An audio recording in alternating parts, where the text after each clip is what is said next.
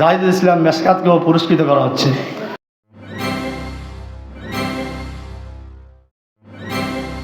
মাদ্রাসার ছাত্র, অত্র মসজিদের সম্মানিত ইমাম ও মুয়াজ্জিন হযরত জাহিদুল ইসলাম মেশকাতকেও পুরস্কৃত করা হচ্ছে। উনি মিডিয়ার একজন সমাজকর্মী ব্যক্তিত্ব, সুশৃঙ্খল, সুন্দর, দায়িত্ব পালন করার কারণে আজকে অনুষ্ঠানের পক্ষ থেকে মুগ্ধ হয়ে ওনাকে পুরস্কৃত করছেন।